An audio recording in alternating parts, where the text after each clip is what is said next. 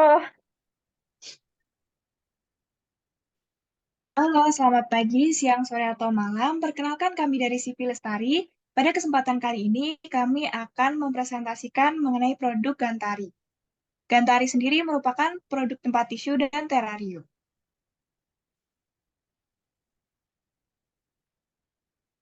Pada presentasi kali ini, kami akan membawakan mengenai masalah, solusi, memperkenalkan produk Gantari, memperkenalkan marketing produk, dan tim pengembangan.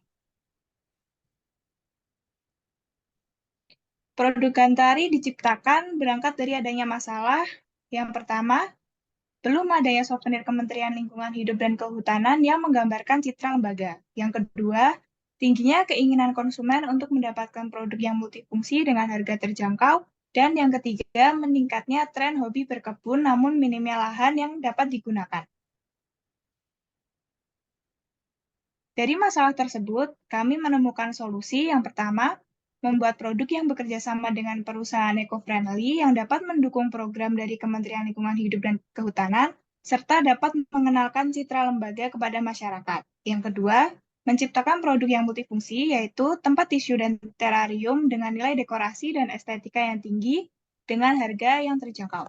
Dan yang ketiga, menciptakan inovasi baru, yaitu metode tanam tanpa memerlukan lahan.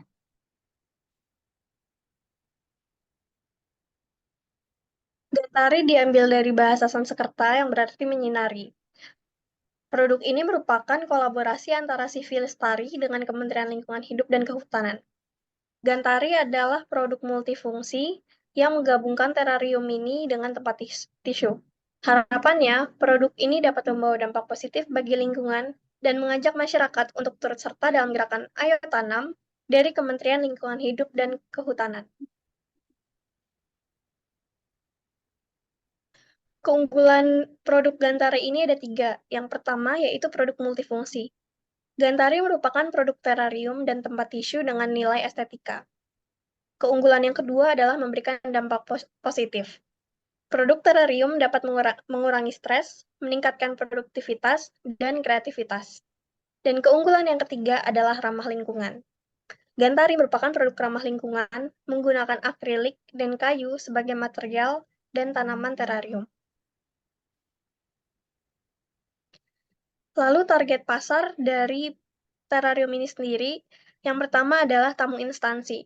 Tamu instansi ini dikhususkan kepada pihak yang bersangkutan dengan Kementerian Lingkungan Hidup dan Kehutanan. Kemudian yang kedua adalah masyarakat dengan umur di atas 14 tahun yang mencakup masyarakat umum. Dan yang ketiga adalah komunitas tanaman. Komunitas tanaman ini mencakup orang yang memiliki hobi bercocok tanam.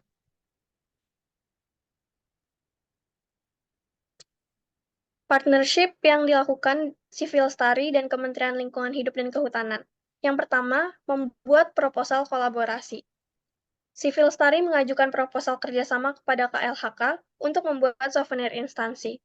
Proposal menjelaskan secara detail mengenai latar belakang, tujuan, dan kemudian disetujui. Dan langkah selanjutnya proposal akan disetujui. Tahap yang kedua adalah seminar produk. Civil Study akan memproduksi produk dengan beberapa trial and error hingga menjadi produk akhir yang sesuai dengan tujuan awal. Kemudian, produk akan dikenalkan pada anggota instansi KLHK yang kemudian akan dipasarkan. Dan yang terakhir adalah penjualan dan pemasaran. Sebagai tahap akhir kerjasama, KLHK akan memperjualbelikan atau membagikan produk pada berbagai acara instansi dan dipasarkan untuk mendukung program kerja dari KLHK. Selanjutnya adalah marketing strategi. Yang pertama adalah sosial media, yaitu menjual produk dan pengenalan produk dengan memanfaatkan platform digital karena dinilai lebih praktis. Yang kedua adalah paket bundling. Menjual paket bundling terarium dengan paket yang lainnya dan mendapatkan potongan produk. Selanjutnya adalah iklan. Pembuatan iklan yang menarik dan sosialisasi penanaman tanaman dalam terarium. Dan yang terakhir adalah voucher. Voucher diskon produk dengan minimal tiap 3 produk. Selanjutnya adalah rencana pemasaran. Rencana pemasaran akan dilakukan melalui 2 metode, yaitu online dan juga offline. Online itu dapat berupa e-commerce dan juga sosial media.